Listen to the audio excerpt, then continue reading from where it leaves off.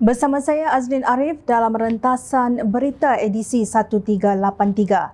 Antara paparan utama. Cari sampai ke lubang cacing.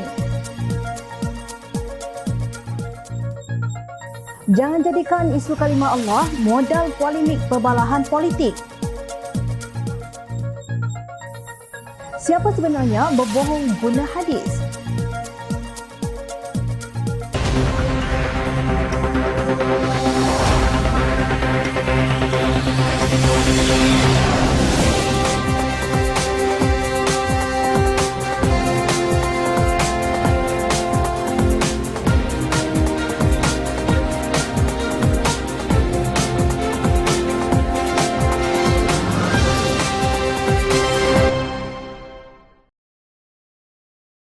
Assalamualaikum dan salam sejahtera.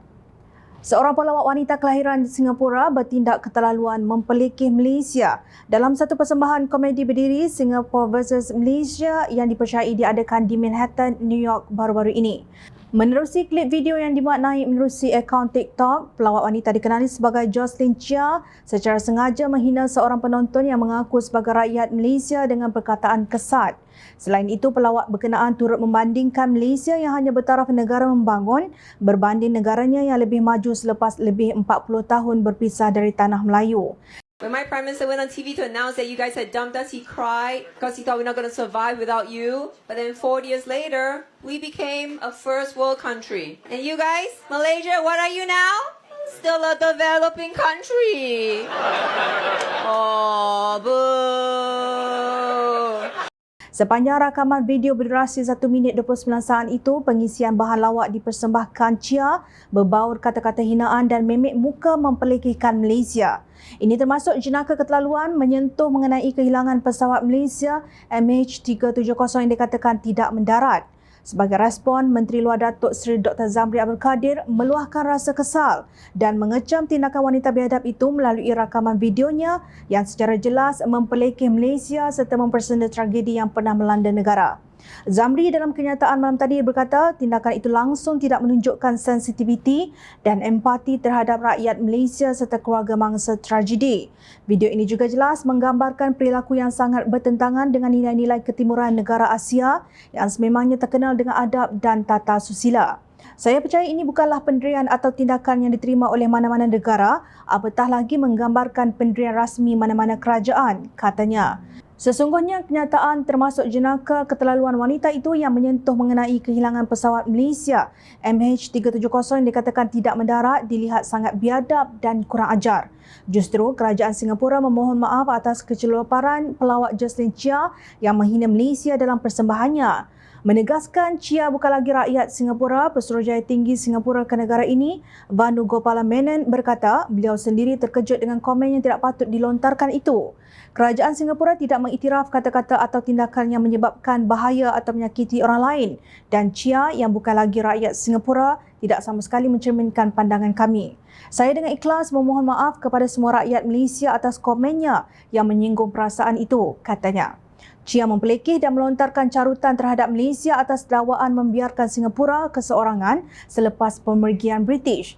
Bagaimanapun, katanya ketika Malaysia masih menjadi negara membangun, Singapura kini telah pun menjadi negara dunia pertama. Malah merujuk kepada tragedi MH370 pada 2014, dia juga mengkritik sistem penerbangan Malaysia. Melalui laman webnya, Chia memperkenalkan dirinya sebagai peguam dari Singapura yang menjadi pelawak. Dia terlibat dalam persembahan secara tetap di New York. Pelawak Haris Iskandar percaya setiap pelawak seharusnya mengambil berat mengenai sentimen sensitif dan mengamalkan empati apabila membuat persembahan komedi berdiri.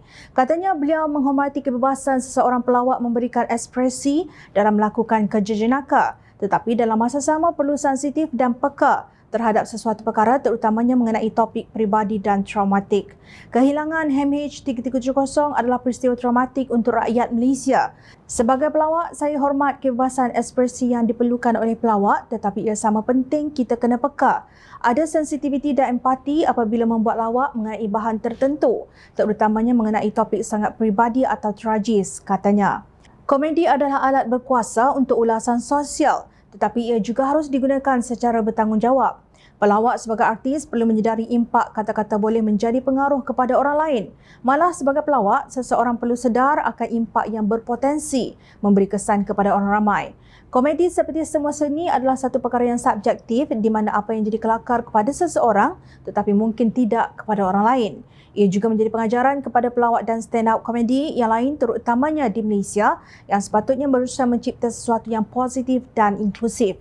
Bukan menunjukkan kebiadaban dan sikap kurang ajar yang tidak berkesudahan dengan lawak bodoh ikut suka hati. Siapapun wanita biadab yang bernama Jocelyn Chia ini, warga negara mana sekalipun, pihak berkuasa perlu cari sehingga ke lubang cacing agar sebarang bentuk tindakan atau cubaan seperti ini dapat dihentikan bagi memastikan rasa hormat pada mana-mana negara terus dipelihara.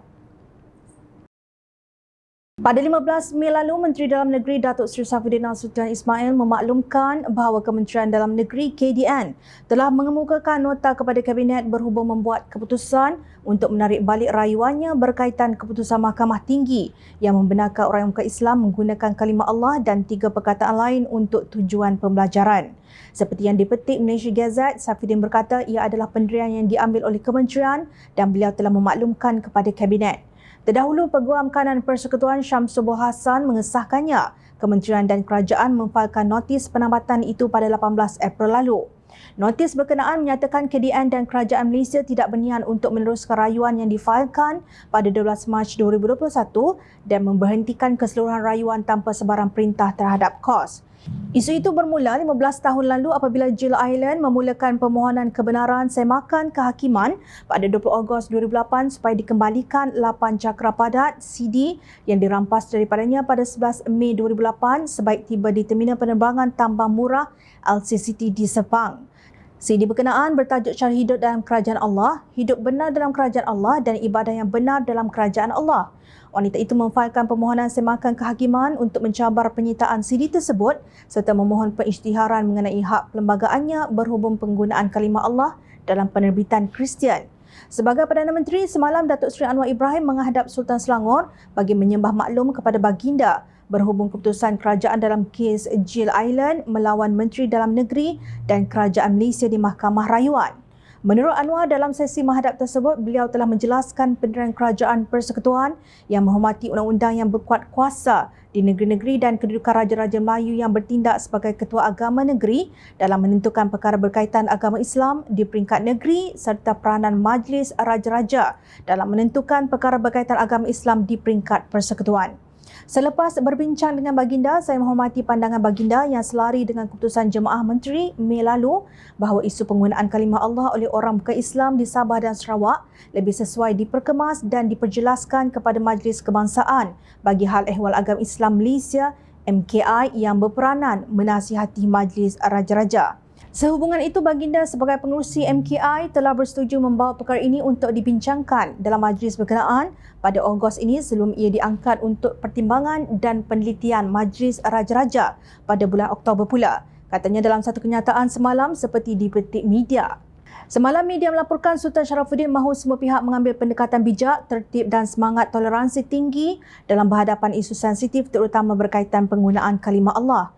Baginda berkenaan menyokong titah Al-Sultan Abdullah Riayatuddin Al-Mustafa Billah Shah yang mengingatkan rakyat negara tidak menjadikan isu agama sebagai polemik dan perbalahan politik. Sultan Sharafuddin berpandangan kandungan titah itu amat baik dan impresif serta harus diambil serius rakyat jelata. Mengulas lanjut, Anwar berkata beliau sekali lagi menegaskan pendirian Kerajaan Persekutuan untuk memperaku dan menerima pakai dasar sedia ada yang menghadkan penggunaan kalimah Allah kepada orang Islam di semenanjung Tanah Melayu serta kelonggaran bersyarat oleh orang bukan Islam di Sabah dan Sarawak. Kerajaan juga memberikan komitmen untuk memperkemas dasar sedia ada berdasarkan ketetapan Majlis Raja-Raja yang akan diangkat sebagai suatu dasar muktamad berhubung penggunaan kalimah Allah oleh orang bukan Islam di Malaysia, katanya. Sementara itu, Sultan Sharafuddin bertitah agar semua pihak tidak mempolitik, membangkit atau membahaskan isu penggunaan kalimah Allah oleh orang bukan Islam sehingga Majlis Raja-Raja membuat keputusan muktamad. Beta juga berpandangan memandangkan perkara ini melibatkan sensitiviti agama di Malaysia, isu penggunaan kalimah Allah oleh orang bukan Islam ini perlu dimuktamadkan dengan segera oleh pihak Kerajaan Malaysia dengan penuh hikmah dan tanggungjawab. Titah baginda dipetik Astro Awani. Sultan Sharafuddin bertitah Perdana Menteri telah bersetuju dengan cadangan baginda untuk membawa isu tersebut kepada MKI pada Ogos sebelum ia diangkat kepada Majlis Raja-Raja pada Oktober nanti. Beta percaya pandangan MKI adalah penting untuk dimajukan kepada Majlis Raja-Raja dalam menetapkan dasar muktamad berhubung penggunaan kalimah Allah oleh orang bukan Islam di Malaysia. Beta menyeru semua pihak agar menghormati peruntukan Perlembagaan Persekutuan yang menjamin hak dan kuasa Raja-Raja Melayu dalam menentukan perkara berkaitan agama Islam, titah baginda lagi. Pada 23 Mei lalu, Anwar memaklumkan kepada Dewan Rakyat kerajaan sedang mengkaji untuk meminda atau membatalkan semua undang-undang yang bercanggah dengan keputusan Majlis Raja-Raja Melayu berhubung penggunaan kalimah Allah. Menafikan tindakan menarik balik rayuan kes mahkamah baru-baru ini sebagai suatu kelemahan, Anwar berkata langkah berkenaan adalah sebahagian daripada usaha kerajaan untuk memastikan ia tidak boleh dipertikaikan lagi di mana-mana mahkamah. Ketua Whip Perikatan Nasional Datuk Seri Taqiyuddin Hassan berkata perbahasan peruntukan laporan Ketua Audit Negara LKAN 2021 di Dewan Rakyat bercanggah dengan perkara 107 Fasa 1 Perlembagaan Persekutuan. Menurut beliau, hanya Jawatan Kuasa Kira-Kirauan Negara PAC yang bertanggungjawab melihat, meneliti, memanggil segala saksi termasuk menteri untuk beri keterangan. Parlimen Malaysia ini sejak persidangan pertama tidak pernah mengikut kajian kami, laporan LKAN dibahaskan, katanya. Demikian alasan Ahli Parlimen Perikatan Nasional untuk tidak hadir pada perbahasan LKAN. Laporan Ketua Audit Negara LKAN melakukan siasatannya terhadap standard tata kelola yang dilaksanakan oleh agensi persekutuan, kementerian dan agensi negeri semasa membelanjakan kewangan masing-masing. Mungkin Ahli Parlimen Pembangkang tidak terasa berdosa kerana mengambil dana hasil keringat rakyat untuk diberi makan kepada anak isteri tetapi tidak menjalankan tanggungjawab utama mereka kerana mereka ada dalil. Maka dalil itulah yang diputar untuk mewajarkan mereka melakukan atau tidak melakukan sesuatu tindakan termasuk tidak hadir di Parlimen. Tidak menghairankan jika demikian sifat Setiausaha Agung PAS, beliau sekadar menghayati pemikiran Presiden partinya sahaja. Bukan hanya Perlembagaan Persekutuan yang digunakan sebagai alasan, malah hadis juga diputar belit sebagai dalil untuk mempertahankan hujah dangkal mereka. Minda Presiden tulisan hadis sering mempergunakan dalil agama dengan konteks yang salah untuk kepentingan PAS. Kali ini hadis cuba menyatakan PH dan pemimpin Melayu selain dirinya berbohong. Tuduhan seperti ini cukup berat. Apatah lagi berdalilkan hadis yang tidak kena pada konteks dan tempatnya, tegas Mujahid. Berdasarkan tarikh hantaran Mujahid di Facebook pada 1 Jun 2023, beliau dipercayai merujuk kepada tulisan Abdul Hadi bertajuk Melayu Mudah Lupa bersama Pakatan Harapan pada hari yang sama. Dalam rencananya, Abdul Hadi berkata Islam mewajibkan sifat adil dalam perkara yang besar dan tidak pernah berbohong. Hal ini termasuklah sesiapa yang sifatnya pembohong, maka dia tidak diterima menjadi saksi di mahkamah kerana dia dihukum sebagai saksi yang fasik mengikut hukum syariat. Undang-Undang Manusia juga menegaskan saksi yang bohong adalah ditolak dan boleh dijatuhkan hukuman. Mengikut hukum Islam, pelantikan jawatan penting dalam kerajaan seperti hakim sehinggalah ketua negara adalah wajib bersifat adil, tidak fasik, termasuk dalam sifat fasik itu adalah berbohong, ujar Abdul Hadi. Dalam hubungan ini, Mujahid berkata pembentukan kerajaan perpaduan bukan terdorong di atas pembohongan seperti dakwaan Abdul Hadi, melainkan ia adalah demi kepentingan yang lebih besar daripada kepentingan sesetengah kelompok. Beliau menyifatkan kerajaan perpaduan sebagai cerminan hasrat rakyat yang mendambakan kestabilan politik setelah tidak ada mana-mana pihak memiliki majoriti mudah membentuk kerajaan. Mendatangkan hadis tentang sifat keji berbohong yang dilarang oleh syariat bagi mewajarkan tuduhan kepada kerajaan perpaduan jelas sekali satu tindakan yang melambangkan kelemahan berfikir dan singkat pandangannya. Apakah Hadi cuba menafikan masalah besar jauh lebih penting dari agenda sempit beliau? Bukankah dalam memahami prinsip syariat, kita kena memahami prinsip maslahah sebagai salah satu sumber kita? Bidas Mujahid. Beliau merujuk kepada 3 maslahah besar yang perlu diselesaikan segera pasca pilihan raya umum iaitu: pertama, tiada blok yang ada majoriti untuk membentuk kerajaan. Membentuk kerajaan adalah maslahah utama. Kedua, yang di-Pertuan Agong atas kuasa perundangan yang ada padanya menitahkan pembentukan kerajaan perpaduan demi maslahah utama meneruskan urusan rakyat dan negara. Dan ketiga, kepimpinan negara pasca pilihan raya umum diperlukan untuk meneruskan maslahah utama pemulihan ekonomi yang semakin kritikal. Menurut bekas Menteri Hal Ehwal Agama Kerajaan Pakatan Harapan itu, semua pemimpin parti daripada pelbagai latar dan ideologi bersetuju melihat maslahah utama ini sebagai faktor penting untuk mereka meninggalkan di belakang segala kepentingan parti masing-masing dan mendahulukan negara dan rakyat. Meletakkan isu-isu sensitif di belakang sesama parti-parti yang bermusuhan demi mencapai maslahah utama pentadbiran negara harus dilihat sebagai satu tindakan terpuji dan tepat dengan kehendak disiplin maslahah. Kenapa pula dituduh melakukan pembohongan? Tempelak Mujahid.